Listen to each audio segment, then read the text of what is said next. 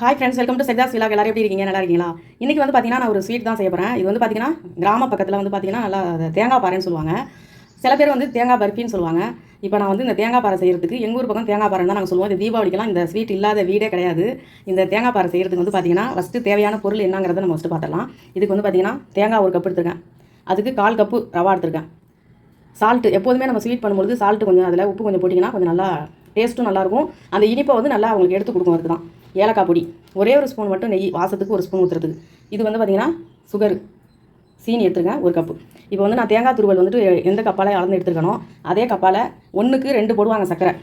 1 cup நம்ம தேங்காய் எடுத்துருக்கோம்னா 2 cup சர்க்கரை போடுவாங்க. அப்போ தான் நல்லா இனிப்பு அதிகமாக இருக்கும்னு. ஆனால் நான் வந்து 1 கப்பு தான் போட போகிறேன். ஏன்னா இனிப்பு ரொம்ப அதிகமாக இருந்தாக்கா ரொம்ப திகட்டுற மாதிரி இருக்கும். அரை இனிப்பு இருந்தால் கூட ஓகே தான், நல்லாயிருக்கும். அதனால தான் இப்போ 1/4 கப்பு ரவாவும் இந்த தேங்காயும் சேர்த்து 1/4 கப்பு இருக்குது. நான் 1 கப்பு ஃபுல்லாக உங்களுக்கு வந்துட்டு நான் சர்க்கரை எடுத்துருக்கேன். இவ்வளோ தாங்க இதுக்கு தேவையான பொருளே இவ்வளோ தான். நம்ம வந்துட்டு ஃபஸ்ட்டு இந்த தேங்காய் பாறை செய்ய ஆரம்பிக்கிறதுக்கு முன்னாடி நம்ம வந்து தேங்காய் பாறையை ஊற்றுறதுக்கு ஒரு பிளேட்டு, அதை செஞ்சு முடிச்சு நம்ம ஊற்றுறதுக்கு ஒரு பிளேட்டு.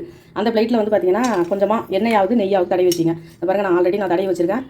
நெய் இல்லைனா எண்ணெய் ஏதோ ஒன்று தடவி வச்சுக்கோங்க. ஏன்னா வந்துட்டு டக்குன்னு எடுத்து கொட்டுறதுக்கு அப்போ தான் வந்துட்டு கரெக்டாக இருக்கும். இது தடவி ஒரு ஓரமாக வச்சிடலாம். அடுத்து வந்து இந்த தேங்காவையும் இந்த ரவாவையும் நம்ம வந்துட்டு வறுத்து எடுத்துக்கணும். தேங்காவை ஏன் வறுத்து எடுத்துக்கணும் அப்படின்னா, இந்த கேக்கு வந்துட்டு எப்படியும் வந்துட்டு தீபாவளிக்கெல்லாம் செய்யும் பொழுது நிறையா செய்வாங்க. ஒரு வீட்டில்னா ஒரு 1/2 கிலோ ரவா, ஒரு 2-3 தேங்காய் போட்டு செய்வாங்க. ஒரு 15 நாள், ஒரு மாதம் கூட வச்சு சாப்பிடுவாங்க. அப்போ வந்து இந்த தேங்காய் வந்து கெட்டு போகாமல் இருக்கும். அதுக்காக தேங்காய் வந்து நல்லா வந்துட்டு வறுத்து எடுக்கணும். ரவா வந்துட்டு ஆல்ரெடி உங்களுக்கு வறுத்த ரவாவாக இருந்தால் கூட நீங்கள் செய்யும் பொழுது கொஞ்சமாக வறுத்துக்கோங்க. ஒரு 2 நிமிஷம் 3 நிமிஷம் ரவா வறுத்துட்டோம்னா நல்லா வாசமாக இருக்கும். அவ்வளோதாங்க. நம்ம ஃபஸ்ட்டு தேங்காயும் ரவாவையும் வறுத்து எடுத்துக்கலாம். பாருங்கள், கடாயை வச்சுட்டேன். கொஞ்சமாக இதில் வந்துட்டு நான் நெய் ஊற்றிக்கிறேன். ரவா வறுக்கிறதுக்கு. ரவாவை நெய்யில் வறுக்கும்போது நல்லாயிருக்கும். ஒரு ஸ்பூன்லேயே தான் கொஞ்சமாக ஊற்றிருக்கேன். இப்போ இந்த ரவா போட்டலாம்.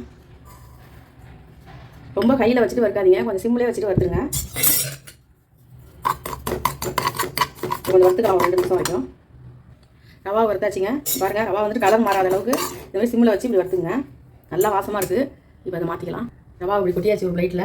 அடுத்து தேங்காயும் இதிலே வந்து நம்ம கொட்டி வறுத்துக்கலாம். தேங்காயும் வறுத்து எடுத்துக்கலாம். தேங்காயும் கொஞ்சம் வறுத்து எடுத்துடலாம். இதேமாதிரி சிம்மில் வச்சே வறுத்துக்கோங்க தேங்காவை. ஏன்னா வந்துட்டு ரொம்ப கையில் வச்சு வறுத்திங்கன்னா உங்களுக்கு கருவி போயிடும். சிம்லேயே வச்சுட்டு இப்படி வறுத்துக்கோங்க. பாருங்கள், தேங்காய் வந்துட்டு நல்லா வறுத்தாச்சுங்க. அந்த பாருங்கள், நல்லா உதிரியாக வறுத்தாச்சு. அவ்வளோதாங்க. இப்போ இறக்கலாம். இப்போ செய்ய ஆரம்பிச்சிடலாம். இந்த பாருங்கள், சர்க்கரை 1 கப்பு போடுறதுல இப்போ அதே கப்பால் 1 கப்பு போதுங்க. சர்க்கரை முழுகிற அளவுக்கு வந்துடும். 1 கப்புக்கு 1 கப்பு தண்ணி ஊற்றினீங்கன்னா கரெக்டாக இருக்கும். பாருங்கள், இது ஒரு கம்பி பாதம் வரணுங்க. பாகு நம்ம கிண்டிக்கிட்டே இருக்கலாம்.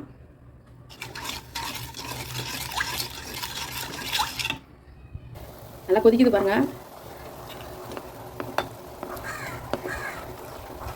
ஒரு கம்பி பதம் வைக்கணுங்க. ஒரு கம்பி பதத்தை வந்ததுக்கப்புறம் தான் நம்ம வந்துட்டு இதை கொட்டி கிளறணும். இப்போ தான் கொதிக்க ஆரம்பிச்சிருக்கு. இன்னும் பதம் வரல, பார்க்கலாம். இந்த பாருங்க, தெரியுதா? விசு விசுன்னு இருக்குது. இன்னும் பதம் வரல, கொஞ்சம் இருக்கட்டும். இது பாருங்க, இப்போ தாங்க ஒரு கம்பி பதம் வந்திருக்கு. இந்த பாருங்க, இந்த தெரியுதா? பாருங்க, ஒட்டுது பாருங்க, ஒரு கம்பி பதம் இதாங்க. இப்போ வந்து நம்ம கொட்டி கிளறிடலாம். இப்போ ரவாவையும் இதையும் கொட்டி கிளறிடலாம்.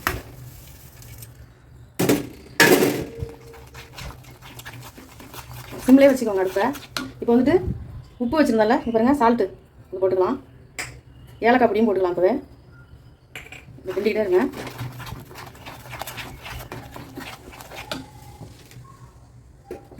சிம்லேயே வச்சுக்கோங்க, ரொம்ப கையில் வச்சுக்கோங்க.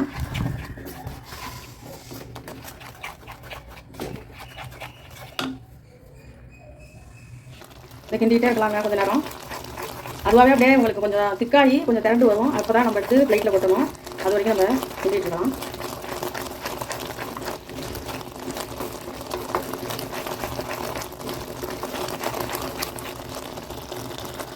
இந்த நெய்யை இப்போ கொஞ்சம் ஊற்றிடுறாங்க. ஊற்றிடலாம்.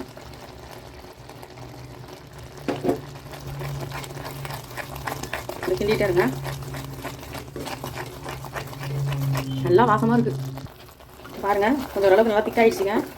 அவ்வளோதான். இப்போ எடுத்து நம்ம பிளேட்டில் மாற்றிடலாம்.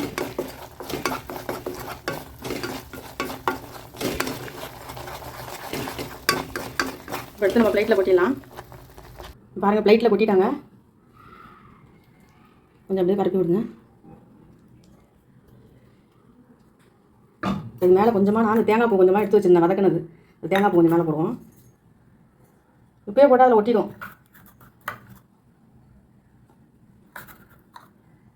அவ்வளோதான்.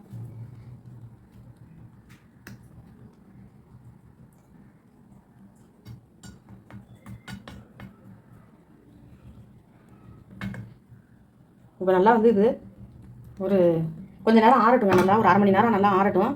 அதுக்கப்புறம் நம்ம வந்துட்டு கத்தி வச்சு கட் பண்ணலாம். ஆறட்டும் நல்லா. இப்போ பாருங்கள், இப்போ கத்தியால் வந்துட்டு நம்ம மேலே கோடு போட்டு கட் பண்ணி வச்சுருவோம். அப்போ தான் நம்மளால் எடுக்க முடியும். கத்தியில் வந்துட்டு கொஞ்சமாக நெய், எண்ணெய் இது மாதிரி ஏதாவது தடவிக்கிங்க. நான் ஒத்த கையால் வீடியோ எடுத்துகிட்டு இருக்கேன். அதனால் உங்களுக்கு கட் பண்ணிவிட்டு உங்களுக்கு நான் இப்போ காட்டுறேன். இப்போ பாருங்கள், கரண்ட்டு வேறு போயிடுச்சுங்க. கரண்ட்டு போயிடுச்சு. இருட்டாக இருக்குது. கிச்சனில் ஜன்னல் திறந்து வச்சுருக்கேன். சரி, ஓகேங்க. வந்து பாருங்கள், கட் பண்ணியிருக்கேங்க. ஏன்னா நான் ஒத்த கையால் வீடியோ எடுத்துகிட்டு இருக்காங்க. அதனால தான் உங்களுக்கு வந்துட்டு நான் கட் பண்ணுறத ஒரு கையால் பிடிச்சிட்டு நான் கட் பண்ண முடியல. அதனால் சாரி எதுவும் நினச்சிக்காதீங்க. இப்போ பாருங்கள், கட் பண்ணியிருக்கேன். இன்னொரு 10 நிமிஷம் கழிச்சு நான் வந்துட்டு இதை உங்களுக்கு கேக்கை எடுத்து காட்டுறேன். அவ்வளோதாங்க. இப்போ நல்லா ஆறிடுச்சு. இதை பாருங்கள், நல்லா ஆறிடுச்சு. இப்போ நம்ம கேக் எடுத்துடலாம்.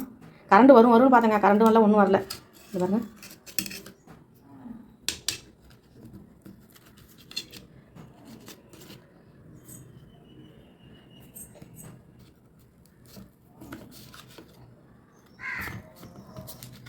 ஒத்த கையால் எடுக்கிறதுனா கஷ்டமான விஷயம். இது பாருங்கள்.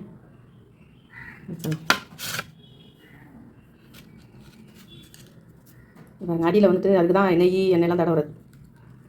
சூப்பராக இருக்குல்ல? எல்லாமே வந்துட்டு இனிமேல் வந்துட்டு நமக்கு எடுக்கிறதுக்கு வந்துடும்.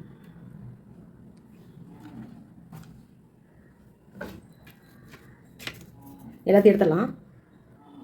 கரண்ட்டு போய் எவ்வளோ நேரம் ஆகுது? இன்னும் வரல. அவ்வளோதான். சூப்பராக இருக்குல்ல? எப்படி இருக்குது பார்த்தீங்களா? எங்கள் வீட்டில் தீபாவளிக்கு எங்கள் அம்மா வந்துட்டு இந்த கேக்கு தேங்காய் பாறை செய்யாமல் இருக்க மாட்டாங்க. எனக்கு ரொம்ப பிடிக்கும். எங்கள் அப்பாவுக்கும் இந்த தேங்காய் பாறை ரொம்ப பிடிக்கும். சூப்பராக இருக்குது பாருங்கள்.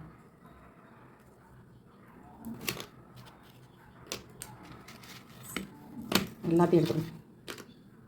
அவ்வளோதாங்க, எல்லாத்தையும் எடுத்தாச்சு. இந்த பாருங்கள், சூப்பராக இருக்குல்ல?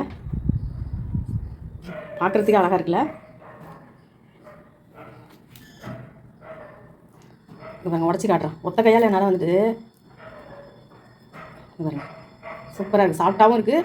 அதே நேரத்தில் நல்லா வந்து உங்களுக்கு சாப்பிட்ற அளவுக்கு இருக்குது. நல்லா ரொம்ப முறுமுறுன்னு ஆகாமல் நல்லா சாஃப்டாகவும் இருக்குது.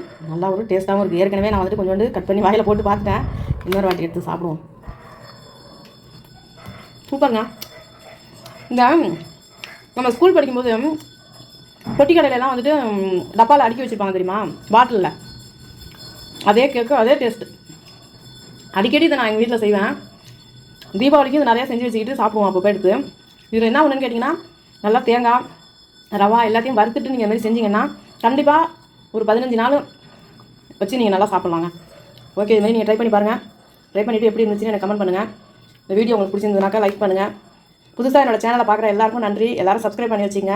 இதை மாதிரி நான் எங்கள் கிராமத்தில் உள்ள பலகாரங்களை நான் அப்பப்போ வீடியோ போடுவேன். நீங்கள் பார்த்து தெரிஞ்சுக்கலாம். சூப்பராக இருக்கும். இதை செஞ்சு பார்த்துட்டு நீங்கள் எனக்கு கமெண்ட் பண்ணுவீங்க பாருங்கள், நல்லா இருந்துச்சுன்ட்டு. ஓகேங்க, ரொம்ப நன்றிங்க என்னோடய சேனலை பார்த்ததுக்கு.